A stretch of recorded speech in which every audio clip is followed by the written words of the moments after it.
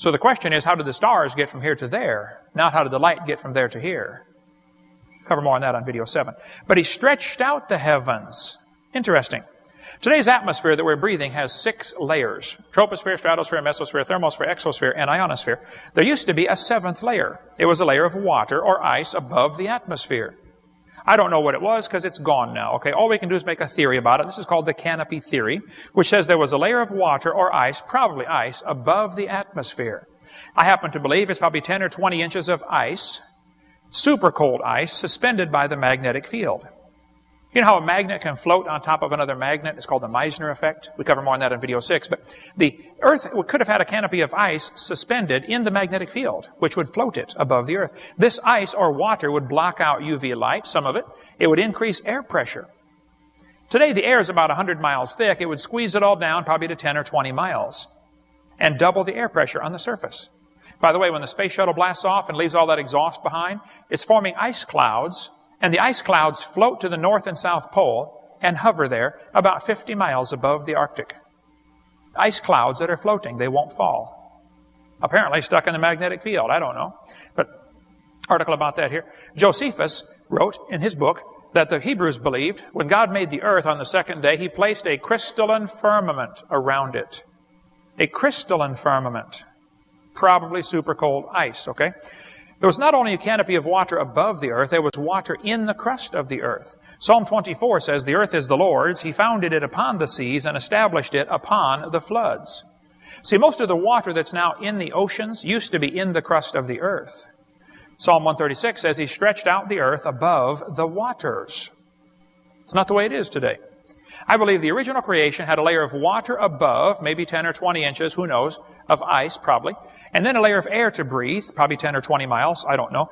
And then dirt and rocks to stand on, the crust of the earth, which we still have. But inside the crust of the earth, there was water. That's the water that came shooting to the surface when the fountains of the deep broke open. By the way, there is still lots of water in the crust of the earth. Otherwise, you could not have hot water vents shooting up into the bottom of the ocean. If you have hot water squirting up into the bottom of the ocean, where does it have to be coming from? Lower than that, doesn't it? Still huge hot water vents in the bottom of the ocean. I think some of that water is still coming out. We cover more on that in the hydroplate theory on video 6. But I think the earth today still has cracks where it broke open at the time of the flood. I taught earth science for years. The earth is broken up into plates. There's no question. I've been to the San Andreas Fault, the Hayward Fault, the New Madrid Fault, the Golden Fault. None of them are my fault, but I've been there, okay? There's no question. There are cracks in the earth's crust. And when they move around, buildings fall down. It's called earthquakes, okay? Or tsunamis happen from the underwater landslides and turbidity currents. There's no question the earth is broken up, and there's no question the plates are still moving. The question is, when did all this happen? Now, the evolutionist will tell you this happened over millions and millions of years. The creationist says, no, all this catastrophe probably started at the time of that flood when the fountains of the deep broke open. That's what caused the fault lines. And the water went shooting to the surface, and it's still here today. I was debating an atheist one time, and during Q&A time, his student stood up and said, Hovind, where'd all the water from the flood go? I said, oh, it's still here. I said, the oceans are huge. There's enough water in the oceans, if you smoothed out the earth, it would cover the earth 1.5 miles deep everywhere. I flew back over to Pacific from Australia. I told one of the guys in my office, I said, man, that Pacific Ocean is huge. He said, oh, that's just the top of it. What a thought. These hot water vents are proof there's water in the crust of the earth still squirting up. Probably most of it's gone now. It's on the surface. But this canopy of water that used to be there in the original creation would make the whole earth like a big greenhouse. How many know what a greenhouse is? They've got all glass walls. You have to dress in the basement if you live in a greenhouse. Well, scientists are still finding lots of water in space between the stars. There's lots of water out in space. Interesting. Cover more on that later. And they've got a new theory now that says maybe a lack of oxygen killed the dinosaurs. A lack of oxygen. Why would they say that? Well, they had a big symposium in 1993. A bunch of scientists got together to study the Apatosaurus. And they said, folks, we've got a problem. An 80-foot Apatosaurus had nostrils the same size as a horse. How is an 80-foot animal going to get enough air through nostrils the same size as a horse? He'd be sucking so hard trying to get a breath, it set them on fire from the friction from the wind whistling in there. They couldn't breathe. Well, apparently they did breathe because bones of dinosaurs are found all over the planet. Even in Antarctica and Alaska. I mean, dinosaurs lived everywhere, okay? So how could an 80-foot animal get enough air? Well, today he probably couldn't. Not to get 80 feet long. But I think before the flood came, they had this canopy of air or of water or ice that would increase air pressure. Plus, they had richer oxygen. You know, when they drill into the amber, how many saw the movie Jurassic Park, you know, where they drilled in to get the mosquito blood out? Sometimes in amber, which is petrified tree sap, they find air bubbles in the amber. When they analyze the air bubbles, they find out they're 50% more oxygen than we have today. Today, we're breathing 21% oxygen.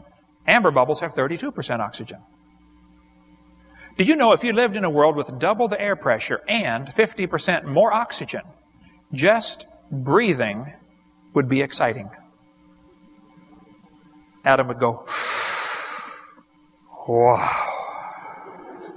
That was fun. Hey, Eve, let's do that again. Ready, go.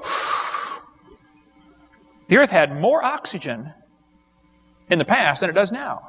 Now, you kids are going to be told in textbooks that the earth had no oxygen at the beginning when life was evolving, called a reducing atmosphere. That is baloney. We cover all that about video 4, about how life began. It could not have evolved with oxygen or without oxygen.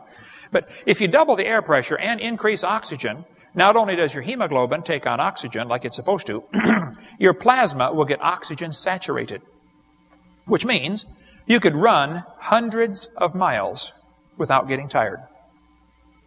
Adam and Eve didn't need a car. They could run to grandma's. Only they didn't have a grandma. Or a mother-in-law, by the way. That's why it was paradise. Actually, my wife had a great mother-in-law. But I think before the flood came, I think things were a whole lot different.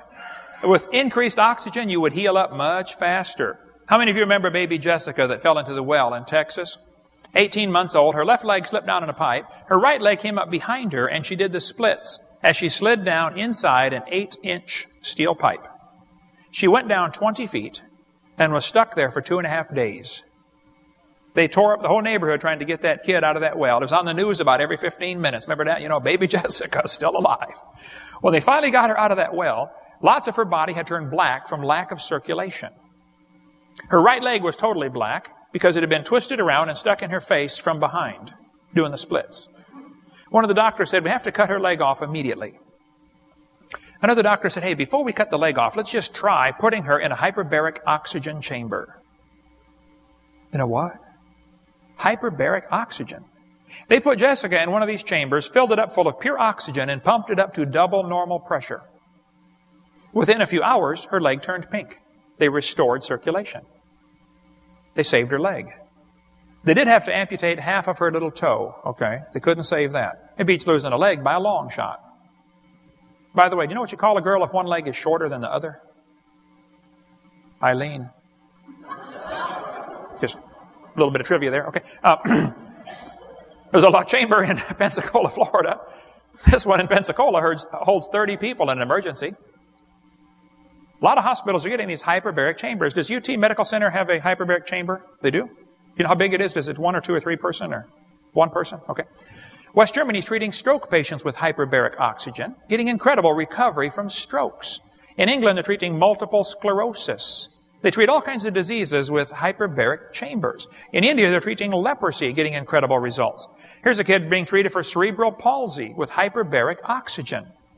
Doctors have discovered if they add more oxygen during surgery when the person's under anesthetic, only half as many patients get infections and only half as many people get nauseated, just by giving the sleeping patient more oxygen. Interesting. There's a chamber in New York that treats autism with hyperbaric oxygen. Hyperbaric therapy's use as healing tool grows, article says. Here's a single-person chamber. Did you know the Dallas Cowboys have a hyperbaric chamber? Why would professional sports teams want a hyperbaric chamber? Well, because they've discovered their injured players will heal twice as fast. See, if you're paying the guy $1,000 a minute to go play with a ball, you want him out there playing with the ball. Okay, earning his $1,000 a minute or whatever they get. Here's Zach, somebody from the Dolphins. It says, about 3 times a week during the season, Zach chills out for an hour or so in a hyperbaric chamber. A 12 by 4 bag inflated with pure oxygen that helps the body heal and promotes a feeling of